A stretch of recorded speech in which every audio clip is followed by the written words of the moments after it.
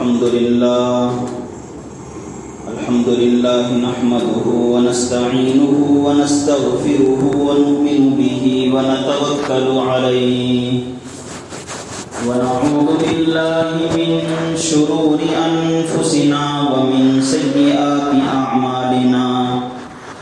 من يهده الله فلا مضل له ومن يضلله فلا هادي له ونشهد أن لا إله إلا الله وحده لا شريك له ونشهد أن سيدنا ومولانا محمدا عبده ورسوله أما بعد فقد قال الله تبارك وتعالى في القرآن الكريم فأعوذ بالله من الشيطان الرجيم بسم الله الرحمن الرحيم إن عدة الشهور عند الله 12 شهرا في كتاب الله يوم خلق السماوات والأرض منها 4 حرم ذلك الدين القيم فلا تظلموا فيهن أنفسكم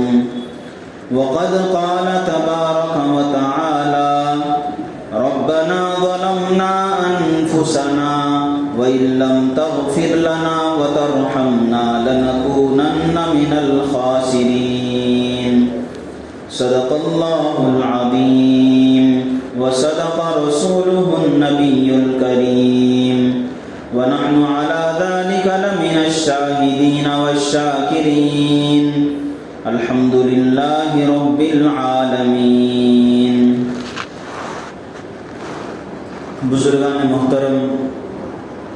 عزیز نوجوان بھائیوں دوستوں، یہ مہینہ محرم الحرام کا چل رہا ہے۔ پچھلے 2 جمعوں میں آپ حضرات کے سامنے محرم الحرام کی فضیلت، اس کے احکامات اور اس کے اندر جو منکرات ہوتے ہیں ان کے تعلق سے مختصراً گفتگو کی گئی تھی۔ اسی طرح گزشتہ جمعے اس محرم الحرام کے دل یعنی یوم عاشوراء کے بارے میں احکامات،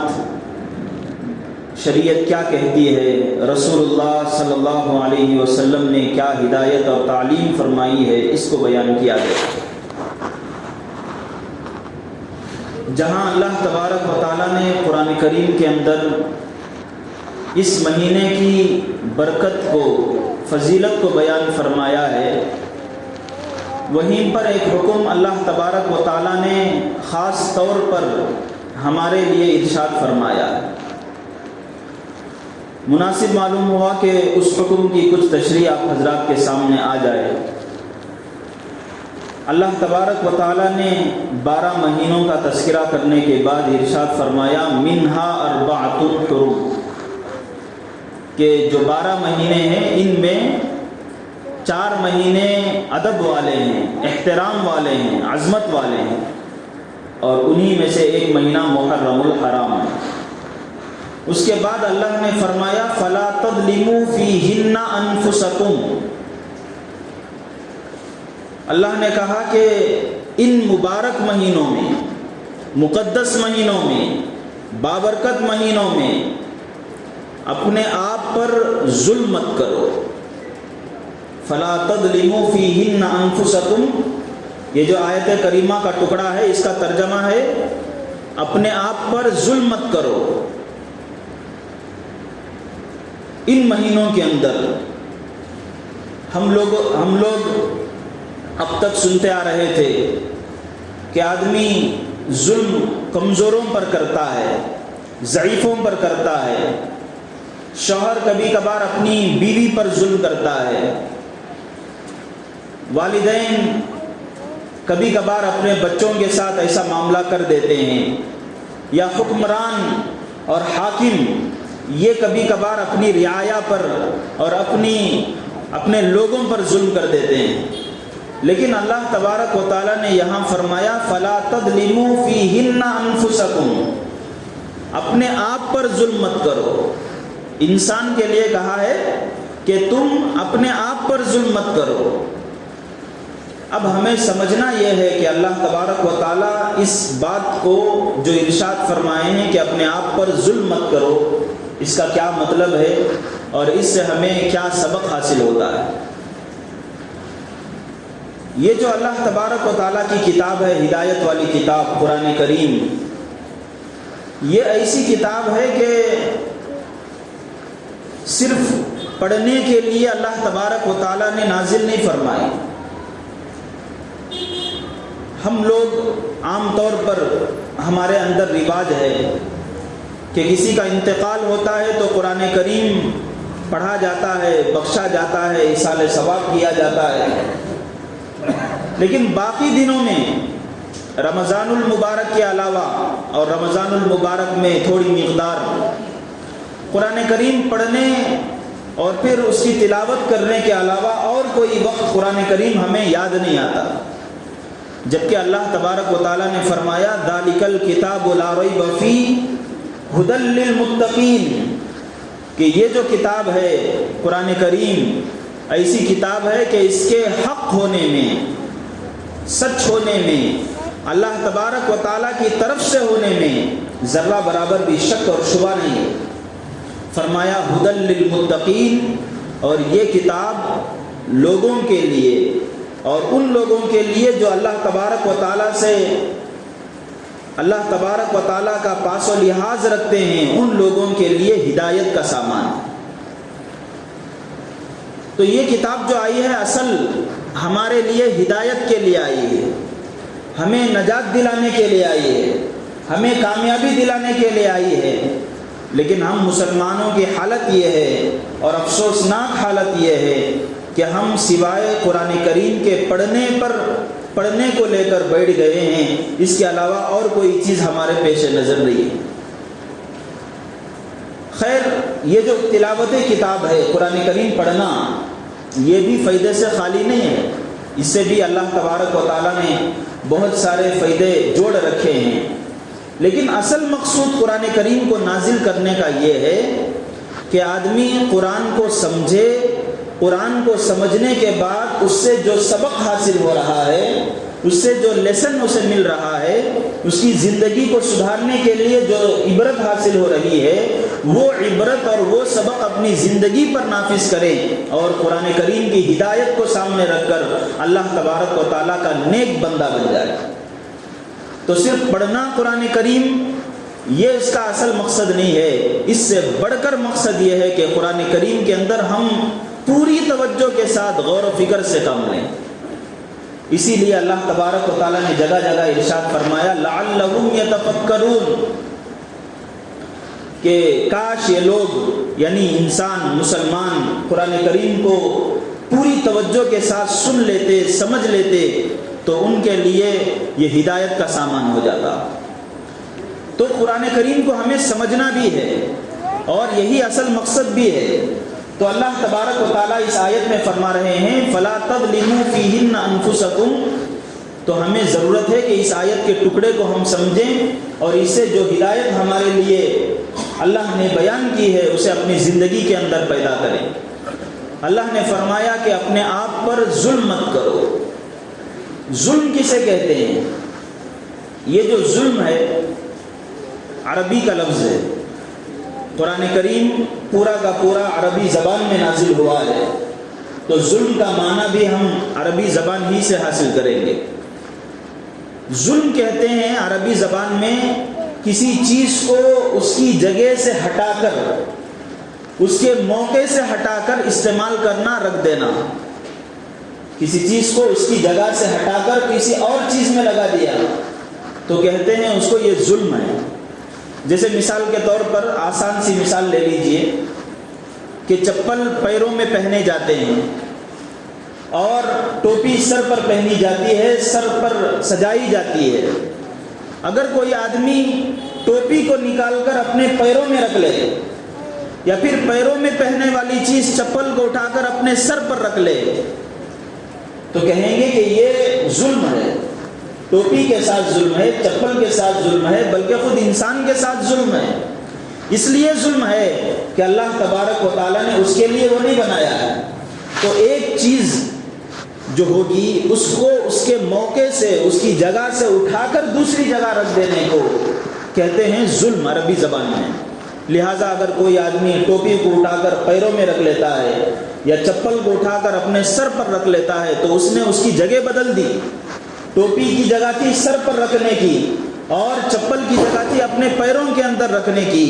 اس میں آدمی نے اوپر نیچے کر دیا تو کہتے ہیں ظلم۔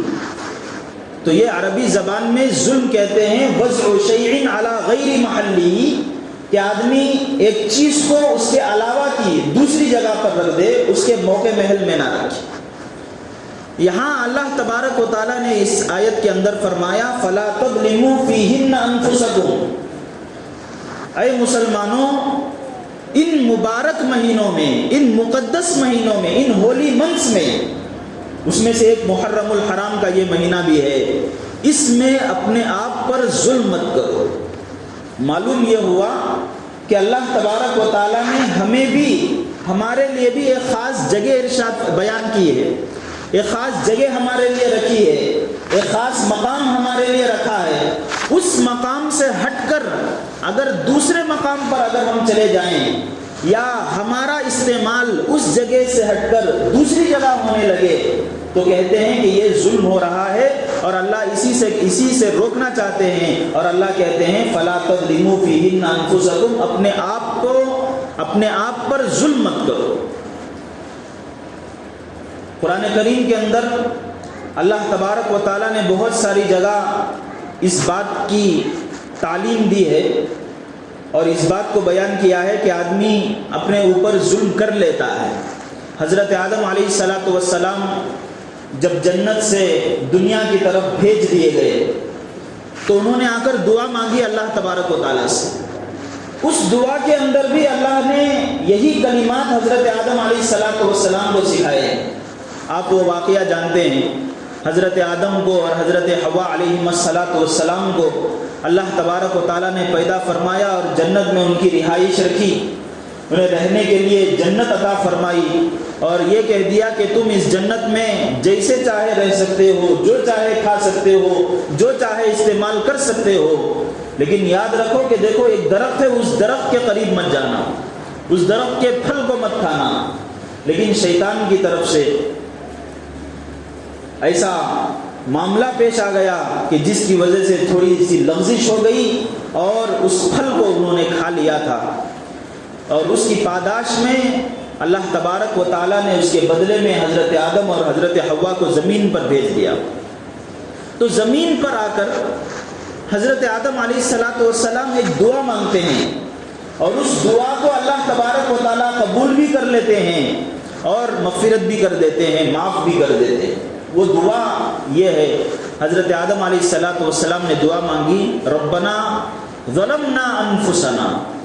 اے ہمارے پروردگار، ربنا اے ہمارے پروردگار، ظلمنا انفسنا، ہم نے اپنی جانوں پر ظلم کیا۔ یہاں بھی وہی الفاظ ہیں، اللہ نے کہا ان مبارک مہینوں میں اپنے جانوں پر ظلم مت کرو۔ حضرت آدم علیہ السلام کے اس دعا میں بھی یہی الفاظ آئے ہیں، ربنا ظلمنا انفسنا۔ حضرت آدم دعا مانگ رہے ہیں کہ اے اللہ ہم نے اپنے جانوں پر، خود پر ہم نے ظلم کر لیا۔ تو حضرت آدم علیہ السلام کی زندگی پیدائش سے لے کر جنت سے نکالے جانے تک اس کے جو حالات ہیں، حضرت آدم کے جو حالات ہیں، اس کو اگر ہم دیکھیں گے کہ حضرت آدم نے اپنے آپ پر کہاں ظلم کیا تو ہمیں ایک ہی موقع نظر آتا ہے،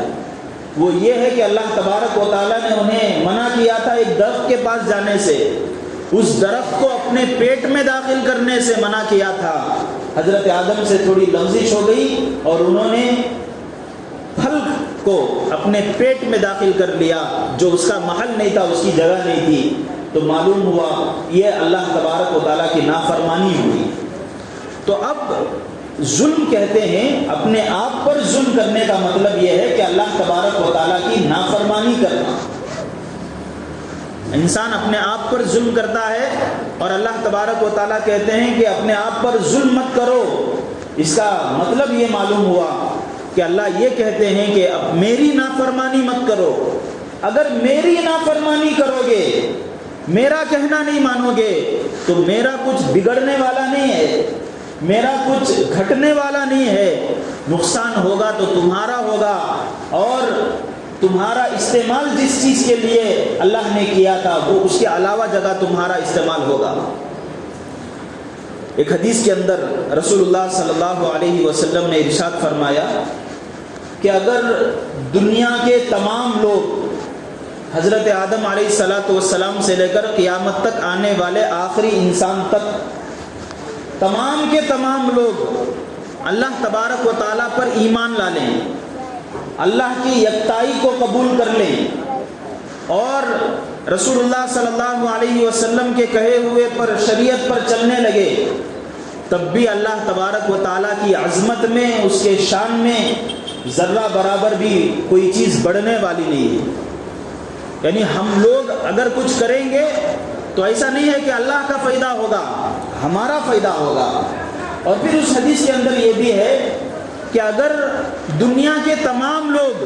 حضرت آدم علیہ السلام سے لے کر قیامت تک آنے والے انسان، اگر ان سے کوئی چوک ہو جائے، یا سمجھیے کہ یہ سارے کے سارے انسان اللہ تبارک و تعالیٰ کی نافرمانی کرنے لگے، اللہ کے کہنے کو نہ ماننے لگے، حدیث میں ہے کہ اس سے بھی اللہ تبارک و تعالیٰ کا ذرہ برابر بھی نقصان ہونے والا نہیں. نقصان ہوگا تو خود ہمارا ہوگا. اسی کو اللہ نے فرمایا کہ اگر کوئی نافرمانی ہوتی ہے، کوئی گناہ ہوتا ہے، تو اللہ کی کوئی چیز بگڑنے والی نہیں ہے، اللہ کا کوئی نقصان ہونے والا نہیں ہے، بلکہ خود انسان کا نقصان، خود انسان نقصان کر لیتا ہے، نقصان اٹھا لیتا ہے. تو اللہ تبارک و تعالیٰ کہتے ہیں کہ یہ جو 4 مہینے ہیں، اور اس میں سے ایک مہینہ یہ چل رہا ہے محرم الحرام کا مہینہ، اور تقریباً آدھا مہینہ گزر چکا، آدھا مہینہ باقی ہے. اللہ کے نبی قرآن کہتا ہے، اللہ کہتے ہیں کہ اس مہینے میں اپنے آپ پر ظلم مت کرو. تو اپنے آپ پر ظلم نہ کرنے کا مطلب کیا ہے؟ مطلب یہ ہے کہ انسان اللہ تبارک و تعالیٰ کی نافرمانی کرنا چھوڑ دے، اللہ تبارک و تعالیٰ کے کہنے کو نہ ماننا، ایسا کام کرنے سے چھوڑ دے. گناہوں سے اور معصیت سے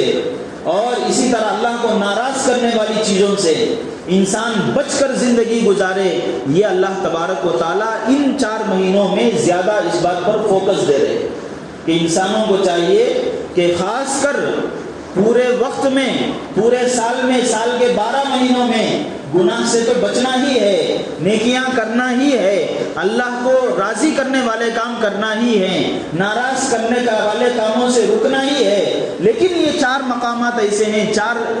مہینے ایسے ہیں کہ جب یہ آتے ہیں تو بہت زیادہ انسانوں کو اس کا اہتمام کرنا چاہیے کہ ہماری طرف سے کوئی چوک نہ ہونے پائے، ہماری طرف سے کوئی نافرمانی نہ ہونے پائے، ہماری طرف سے کوئی گناہ نہ ہونے پائے. اس کی حکمت علماء نے لکھا ہے، بڑے بڑے مفسرین نے اپنی کتابوں کے اندر یہ بات لکھی ہے کہ ان 4 مہینوں کو اللہ تبارک و تعالیٰ نے ٹارگٹ بنایا، فوکس دے کر. کیوں کہہ رہے ہیں کہ ان 4 مہینوں میں خصوصیت کے ساتھ بچو؟ ہونا تو یہ چاہیے کہ ہر دن انسان کا اپنا ہر لمحہ گناہوں سے بچنے میں گزرنا چاہیے،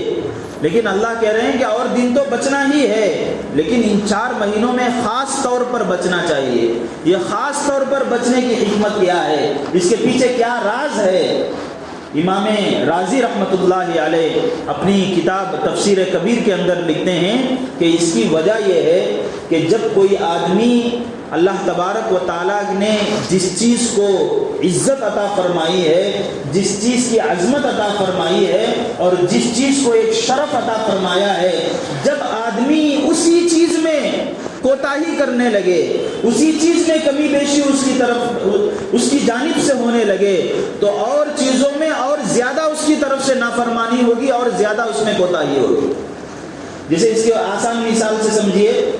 کہ یہ گھر اللہ نے زمین بنائی ہے، پوری زمین اللہ کی ہے، اس میں سے خاص خاص مقامات کو، مسجدوں کو اللہ نے اپنا گھر بتایا۔ اللہ نے کہا کہ یہ مسجد ہے، میرا گھر ہے یہ۔ اب کوئی آدمی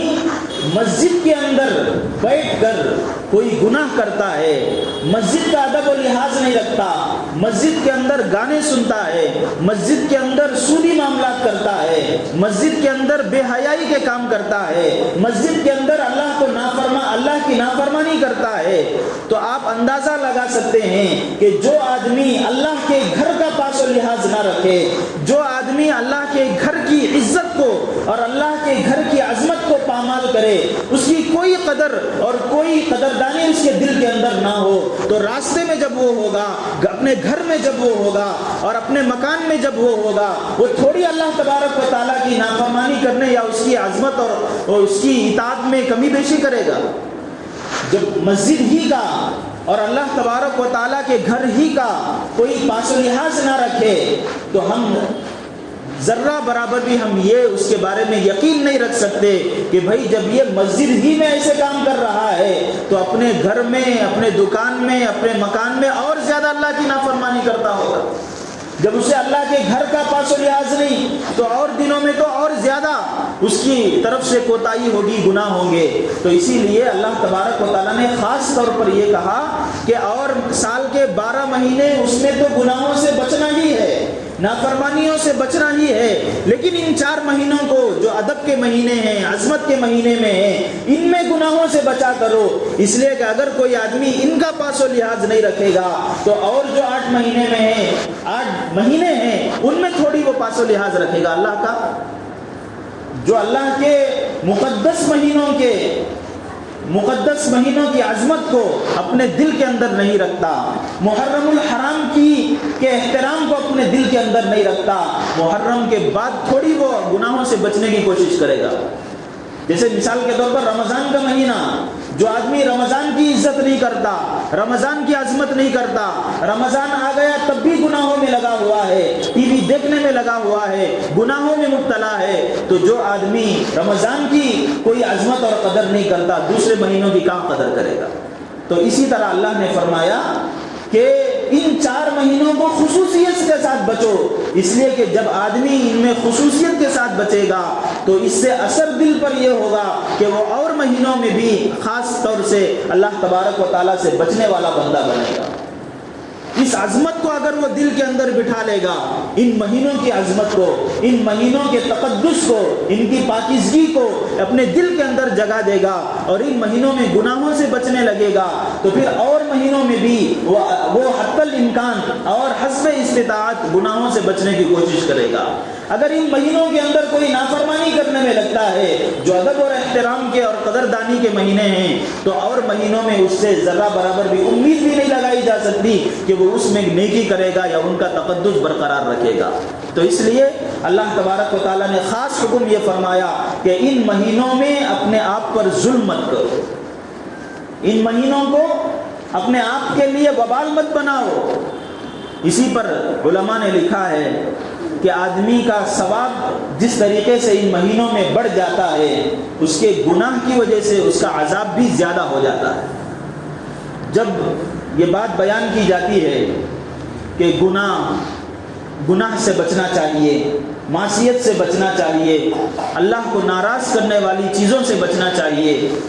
تو ہمارے ذہن کے اندر جو گناہ آتے ہیں، بہت ہی کم گناہوں کا تصور ہمارے ذہنوں میں، دماغوں میں، دل میں آتا ہے۔ جیسے مثال کے طور پر ٹی وی دیکھنے کو آدمی گناہ سمجھے گا، جھوٹ بولنے کو گناہ سمجھے گا، سود کھانے کو گناہ سمجھے گا، اور اپنی نظر کی حفاظت نہ کرنے کو گناہ سمجھے گا۔ لیکن اس سے آگے بڑھ کر اپنے اہل و عیال کے ساتھ انصاف کے ساتھ رہنے، خوشحالی کے ساتھ رہنے کو جو اللہ تبارک و تعالیٰ نے پسند فرمایا ہے، اس کے اندر بے اعتدالی ہو تو اس سے جو فرق پڑتا ہے اور اس سے جو گناہ ہوتے ہیں اس کی طرف عموماً ہماری توجہ نہیں ہوتی۔ ہم اپنے گھروں کے اندر معاشرتی زندگی کو لے لیجئے، ایک انسان کی سوشل لائف ہوتی ہے، سماجی زندگی، بہت سارے رشتے ناتے اس سے متعلق ہوتے ہیں، گھر میں بیوی ہے اس کے ساتھ رشتہ ہے، اولاد ہے اس کے ساتھ رشتہ ہے، کئی سارے لوگ ہوتے ہیں کہ باہر تو لوگوں کے ساتھ جب میل ملاپ رکھتے ہیں، میل جول رکھتے ہیں، بہت اچھے طریقے سے پیش آتے ہیں، لیکن اپنے بچوں کے ساتھ، اپنی بیوی کے ساتھ ان کا سلوک ایسا ہوتا ہے کہ ایک شریف آدمی کا جو سلوک ہوگا ویسا سلوک نہیں ہوتا۔ یہ بھی اللہ تبارک و تعالیٰ کے یہاں گناہ میں شمار ہوتا ہے، یہ بھی اللہ کی نافرمانی ہے۔ بندے کی عزت اور اس کی قدر نہ کرنا یہ تو ہے ہی، اس کے ساتھ ساتھ اللہ تبارک و تعالیٰ کی بھی نافرمانی ہے۔ والدین کے ساتھ حسن سلوک کے ساتھ پیش آنا، یہ اللہ تبارک و تعالیٰ نے نیکیوں کے اندر لکھا ہے۔ اب اگر کوئی والدین کے ساتھ حسن سلوک کے ساتھ پیش نہیں آتا، انہیں تکلیف پہنچاتا ہے، ان کی اطاعت نہیں کرتا ہے، کما کر بہت سارے نوجوان ہوتے ہیں کما کر ان کی ضروریات کو پورا نہیں کرتے ہیں، یہ بھی گناہوں کے اندر داخل ہے۔ گناہ سے مراد صرف یہ نہیں ہے کہ آدمی ٹی وی دیکھنے کو گناہ سمجھے، گانے سننے کو گناہ سمجھے، اپنی نظروں کی حفاظت نہ کرنے کو گناہ سمجھے۔ گناہ میں یہ بھی داخل ہے کہ جس کا حق جو ادا کرنا ہے اس کے حق کی ادائیگی نہیں ہوئی، اور جس کے ساتھ جو سلوک کرنا ہے وہ سلوک نہیں روا رکھا گیا تو اس کے خلاف کرنا یہ بھی ایک گناہ ہے، یہ بھی گناہ ہے۔ اسی طریقے سے اور آگے بڑھتے چلیے، جو سنت کے کام اللہ تبارک و تعالیٰ نے ہمارے لیے رکھے ہیں، رسول اللہ صلی اللہ علیہ وسلم نے بیان فرمائے ہیں، ان میں بھی اگر کوئی کوتاہی کرتا ہے تو یہ بھی گناہ کی بات، نماز نہ پڑھنا یہ بھی گناہ کی بات، نافرمانیوں کی لسٹ ایسی ہے، گناہ کی لسٹ ایسی ہے کہ الحمدللہ ہم مسلمان ہونے کے ناطے اتنا تو ہمیں معلوم ہے کہ بھئی یہ گناہ ہے۔ کوئی آدمی بڑا پڑھا لکھا نہ ہو تب بھی اسلام کی نعمت کے قدردانی اس کے دل کے اندر رہتی ہے کہ کم از کم اسے اس بات کا تو علم ہوتا ہے کہ یہ نیکی کا کام ہے، یہ گناہ کا کام ہے۔ تو اللہ یہی کہہ رہے ہیں کہ جب نیکیاں معلوم ہیں ہم لوگوں کو، تو ان نیکی جب گناہ ہم لوگوں کو معلوم ہے، نیکیاں ہمیں معلوم ہیں، تو ان مبارک مہینوں کو، مقدس مہینوں کو گناہ کر کے اپنے وبال جان نہ بنائیں۔ آدمی کی طرف سے ایسا کوئی کام نہ ہو کہ اس کی وجہ سے اس کے اوپر ڈبل عذاب نہ ہونے پائے، یہ اللہ تبارک و تعالیٰ مطالبہ کرنا چاہتے ہیں۔ تو میں نے شروع میں کہا تھا کہ اللہ تبارک و تعالیٰ نے ان مہینوں کے اندر ایک خاص حکم ارشاد فرمایا ہے، اور یہ ارشاد فرمایا ہے کہ اپنے آپ پر ظلم مت کرو۔ تو اپنے آپ پر ظلم نہ کرنے کا مطلب یہ ہے کہ اپنے اللہ کی نافرمانی نہ کرو، اللہ کی ناراضگی کو مت مول لو، گناہ مت کرو۔ وجہ اس کی یہ کہ اس سے ڈبل عذاب ہوگا، اور اس کی وجہ سے دل سخت ہو جاتا ہے، اور اتنا سخت ہوتا ہے کہ بعد میں قرآن کریم کی بات کو رکھ لیجئے، حدیثوں کی بات کو رکھ لیجئے، دل میں ذرہ برابر بھی اثر نہیں ہوگا۔ قرآن کریم کے اندر اللہ نے بیان فرمایا ہے، جو آدمی گناہ کرتے رہتا ہے اس کا دل ایسا سخت ہو جاتا ہے کہ پتھر بھی کبھی کبھار پتھروں سے پانی آ جاتا ہے، لیکن انسان کی آنکھ ایسے ہو جاتی ہے اور اس کا دل ایسا سخت ہو جاتا ہے، قرآن کی بات آ جائے، احادیث کی بات آ جائے، صحابہ کی زندگیاں آ جائیں، ان کی وجہ سے ذرہ برابر بھی دل میں حرکت نہیں آتی۔ یہ دلوں کی سختی کی وجہ سے ہے، اور اسی سے اللہ تبارک و تعالیٰ روکنا چاہتے ہیں، اور خاص طور پر ان مہینوں میں روکنا چاہتے ہیں، اس لیے کہ ان کی تاثیر زیادہ ہے۔ اگر کوئی آدمی اچھا کام کرتا ہے تو اس کا اثر پورے سال باقی رہتا ہے، گناہ کرتا ہے تب بھی اس کا اثر پورے سال باقی رہتا ہے۔ تو بھائیوں، یہ جو مہینہ ہے، باقی 15 دن یا اور بھی کم دن جو باقی رہ گئے ہیں، ان کو ضرورت اس بات کی ہے کہ ہم اس کو معمولی نہ سمجھیں، زیادہ سے زیادہ نیکیاں کرنے لگیں، تاکہ اللہ تبارک و تعالیٰ کے یہاں ہم مقرب بن جائیں، گناہ کر کے ہم اپنا نقصان نہ اٹھا لیں۔ اللہ تبارک و تعالیٰ ان کہی ہوئی باتوں پر ہمیں عمل کرنے کی توفیق عطا فرمائیں، اور اس مبارک مہینے اور مقدس مہینے کی قدردانی کرنے کی توفیق عطا فرمائیں، اور اس کی تاثیر کو، اچھی تاثیر کو ہمارے لیے پورے سال ہمارے لیے عطا فرمائیں۔ وآخر دعوانا الحمدللہ رب العالمین۔